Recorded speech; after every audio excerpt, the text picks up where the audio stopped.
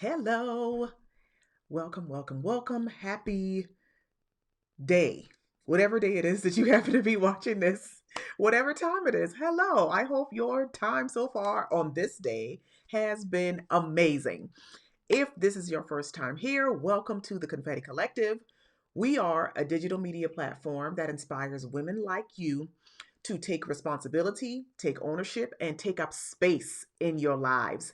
And I am Mo James, founder and Chief Confidence Officer here at the Confetti Collective. And my job is to inspire your audacity. And I take my job very seriously. Okay. So I want to talk to you about affirmations. Can we talk about affirmations? I mean, I know, some of you watching this are going to be like, Mo, do not come for my affirmations. That's my thing. I do that every day. But I believe that the affirmation really is just the first step to creating transformation in your life. Don't worry, we're going to dig deep into this. I'm going to give you some other steps to complete the process, because that's what it's all about. You can't be large and bold and taking up space in your life if you don't have all the tools that you need to do that, right? So if you've been following us for a while, you already know how much I love affirmations.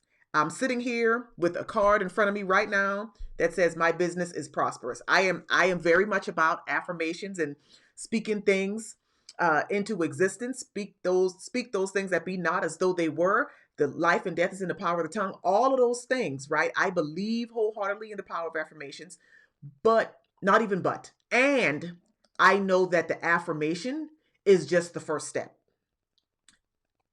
And I know why we love affirmations so much. I know it feels good to be able to say the words and to clap it up and to be like, yes, girl, this, yes, yes. I get it. I understand what it's like to be caught up in the emotion after you've said the words. What I want to offer as a way of completing the process is to talk about what happens after you've said the words. The affirmations are step one. They're the first step.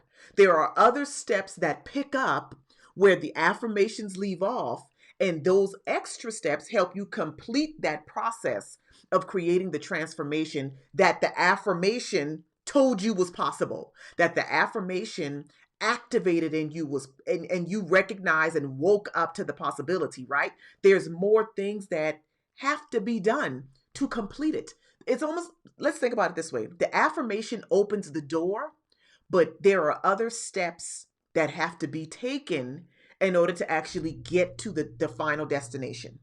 So what I want to talk about are those other two steps, because again, if you treat your affirmations like prayer, and I know that some of you do, I know that some of you believe very strongly in the power of affirmation and affirming yourself and affirming your life. I get it. You treat it like prayer. And what happens after we've said the words? What happens after we pray? You know, do we sit back and wait for the words that we said to like show up on our doorstep?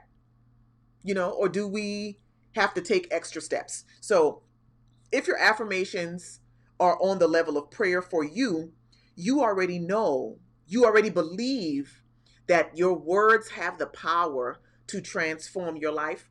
I just want to make sure that you have the tools to know what those extra steps are. So, step one is the affirmation, right? And what does the affirmation do? The affirming gives us the opportunity to state our desires. It gives us the opportunity to verbalize the things that we might have just been thinking, or maybe we wrote down in our journals. But for some things, we have to speak it in order for it to be real to us and to kind of add a level of responsibility and ownership over that thing. If I say I trust the process of my life, then me saying it makes it real. I could have been thinking it. I could have written it down in my journal. I could have been praying about it. But now that I've said it, I can't tell myself I don't believe that because I've already said it.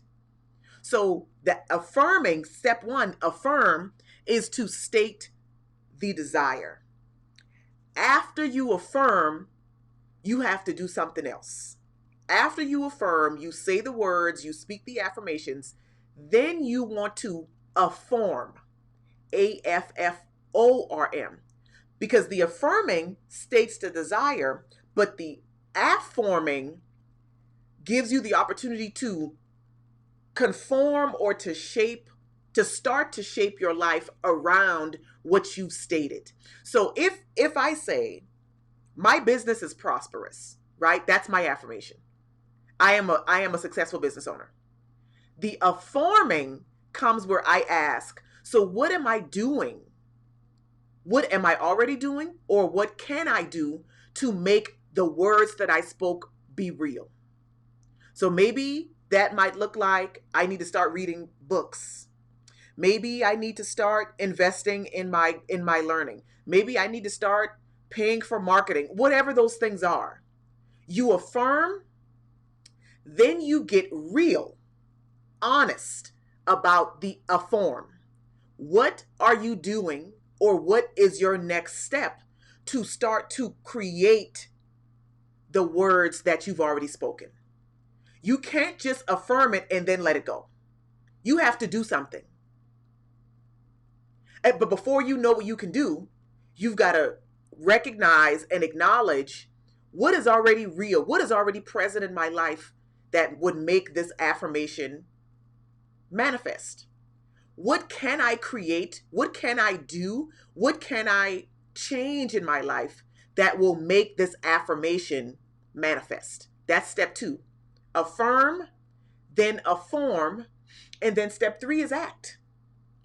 So if I've said my business is prosperous, and in the affirming, I recognize that, oh, well, I need to read for 45 minutes every day.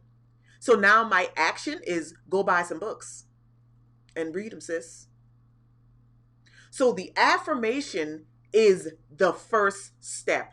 You want to complete that process, because here's the thing. Here's what I don't want for any of us. I don't want any of us to get so caught up in the emotion of the words, and then we leave that space only to be let down. I don't want to be let down in my life, and I don't want that for you. I want you to have all of the tools necessary in order to create the transformation, and then you decide whether you want to use them or not. You will never be able to say Mo didn't tell you, okay? So you affirm, and then you act. That completes the transformation. Affirmations are the first step. And I wanted to have this conversation because this is what I was thinking about as we were creating our digital self-discovery cards. We rolled out the cards during the 2020 holiday season. There are digital cards that aren't affirmations. That's why we don't call them affirmation cards. They're self-discovery cards. They're a combination of thought prompts for you, questions for you, and exercises for you, so that what you speak you can create the environment so that what you speak becomes real in your life. I do not want any of us to be left at the door with the affirmation, and that's all we ever get. I want us to be able to fully enjoy and fully take ownership of everything that we are bold enough to speak into our lives. But that's going to take some work. We have to do some stuff. Speaking it is not the gag. Speaking it is not the end of the road. So I want to give you, for those of you that might be interested, I want to show you what some of the examples of what's included in the self-discovery cards. It's a digital download of 50, and you get it in 2 different sizes. But so this card says, I no longer need. So this gives you an opportunity to think about, well, what are the things that I'm tolerating in my life? What are the things that are taking up space in my life that I no longer need? And be real with yourself. Again, these answers are not for anybody else, they're for you. 10 things that bring me peace are what? When I say these are self-discovery cards, these questions really challenge you to peel back your own layers. Because we walk around, as women, we walk around with an idea of who we are, and we present that idea to people.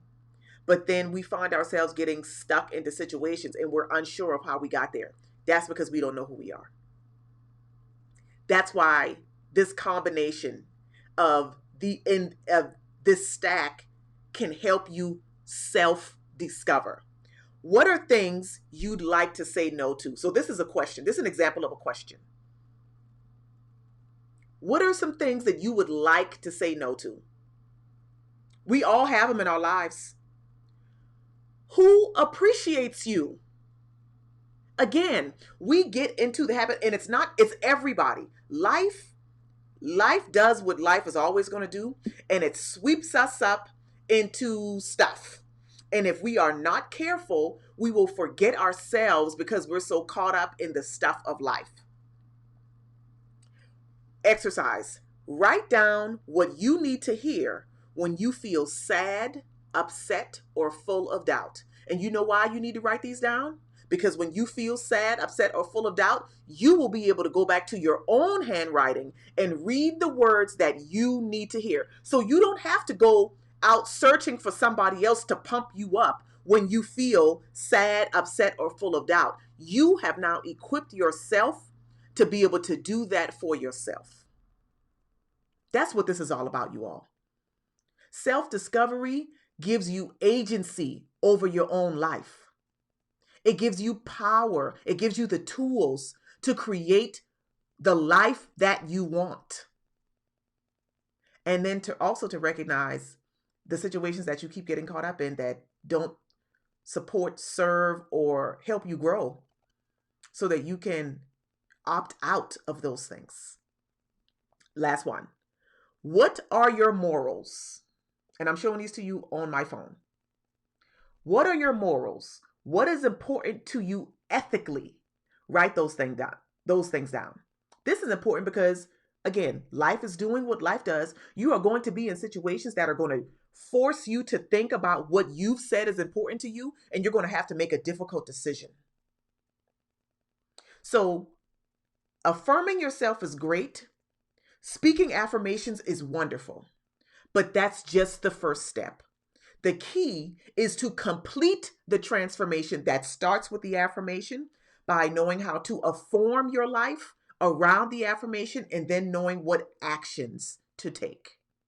So that is all that I wanted to share. I hope you take this 3-step process and start to implement it and apply it into your life. And if you recognize that you need to go some support, some tools to help you go through that process of self-discovery, our digital self-discovery cards are available right now in our shop, theconfetticollective.com/shop. There are 50 cards, 50 digital cards, and I just showed you 6 of them.